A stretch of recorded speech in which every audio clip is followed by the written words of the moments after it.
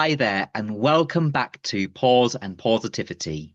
I'm Jamie Watkinson-Harvey, your certified dog trainer and host of this podcast. And whether you're tuning in at home or out enjoying the fresh air of your dogs, I'm really glad that you're here. Now, if you share your home with more than one dog, or are thinking about adding a second, you've probably wondered at some point, do dogs get jealous? Maybe your old dog started acting differently when the new one arrived. Or perhaps they compete for your attention and you're not quite sure how to handle it. It's a question I do get asked all of the time. And today, we're going to explore what's really going on when dogs seem to be fighting over you. We'll look at how this differs from resource guarding and how positive reinforcement can help create a more peaceful and cooperative environment at home. So let's start with the big one. Do dogs actually feel jealousy? Now, it certainly looks like it at times, doesn't it? One dog shoves their way onto your lap while the other's still mid-cuddle, or maybe you've seen that sulky look when you fuss one dog and not the other. But when we look at it through the lens of behavioral science, it's not quite the same as human jealousy. Dogs absolutely feel a wide range of emotions: joy, fear, frustration, love. But the kind of jealousy we feel, with all of its layers of comparison, insecurity, and self-awareness, is a bit too complex for dogs. What we do see is something called social competition. That's when dogs become aware that something valuable, like your attention, is limited, and they begin to compete for it. It's not about them being selfish or spoiled. It's simply a reflection of how much they value the connection with you. And honestly, it's a compliment. It means you're their safe place, their most valued person. Now, let's untangle this from something else that often gets confused with jealousy, and that's resource guarding. Resource guarding is when a dog tries to control access to something that they find valuable. That could be food, toys, beds, or yes, even you. Some dogs will nudge another out of the way or stiffen up when someone gets too close. Others might growl, snap, or try to physically block the competition. It's important to say this clearly. Resource guarding is a natural canine behavior. It's not a personality flaw. It doesn't mean that your dog is dominant or trying to be the boss. It simply means they feel insecure about losing something important to them.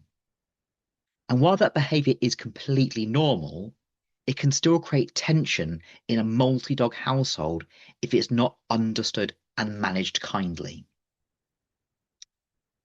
So how do we help our dogs feel secure without them feeling like they have to guard everything they care about?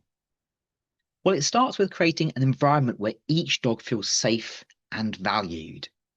That means giving them their own space, whether that's a bed, a crate, or just a quiet corner where they can relax without interference. It also means giving them individual attention, solo walks, one-on-one training sessions, or even just a cuddle on the sofa without the others jumping in.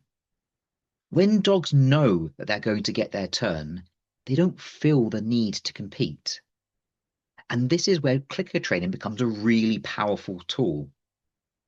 It allows us to clearly mark and reinforce the behaviors we do want, like waiting calmly, offering eye contact, or moving away from tension without being prompted. We're building emotional intelligence through consistency and clarity, rather than by punishing the behaviors we don't like. Now, let me share a little story from my own home, because I've lived through this too. Reggie, my staffy, came into my life just 3 weeks after I'd lost my beloved Jack Russell Bisley. I've always had dogs, and Bisley's passing left a huge space in my heart. I wasn't planning to find another dog so soon, but as these things often go, Reggie just seemed to appear out of nowhere, And honestly, we healed each other. From the very beginning, Reggie was completely devoted to me. He followed me everywhere, and our bond was instant. He was my shadow, my comfort, and my steady companion through grief. We built something really special really quickly. Then, a few months later, Onyx joined us as a bouncy little Frenchy puppy. And 2 years after that, little Penny came along. So Reggie, who'd once had all the attention to himself, had to learn to share his world with not one, but two energetic newcomers. And here's what makes him so remarkable. Even though he was so attached to me, Reggie never tried to push the others away.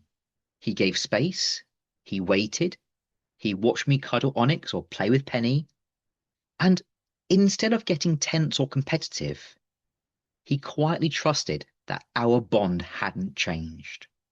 Sure, I made sure to give him extra reassurance, especially in those early days. A bit of solo time, some special training moments just for him, and plenty of chances to relax away from the others. But Reggie showed this quiet, beautiful ability to adapt, to trust, to let the others in without losing his place. And that, to me, is such a powerful example of emotional growth in dogs. He didn't need dominance or correction. He just needed love, clarity, and a little support. And he rose to the occasion beautifully. So, if you're in a multi-dog household and noticing tension or what feels like jealousy, I want to reassure you, it's not unusual. It doesn't mean your dogs don't get along, and it certainly doesn't mean you've done anything wrong. What it usually means is that someone's feeling a little unsure. Maybe they're worried about losing your attention. Maybe they're feeling overwhelmed or understimulated. These behaviors are just communication, and they're letting you know that your dogs need some guidance, structure, and reassurance. With a bit of observation, some positive reinforcement, and a commitment to helping each dog feel secure, you absolutely can bring more calm and connection to your home. And remember, if it is feeling overwhelming, you don't have to do it alone. A qualified force-free trainer or behavior consultant can help you find the best way forward that supports everyone, including you.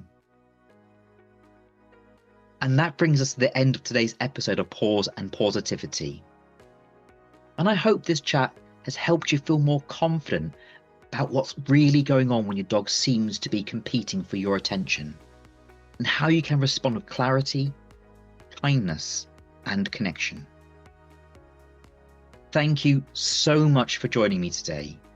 If this episode helped you or brought something to light, I would love it if you can give the podcast a positive rating, share it with a friend, and subscribe so you don't miss future episodes. Every little bit of support helps us spread the positive message even further. And until next time, take care and give your pups a big hug from me.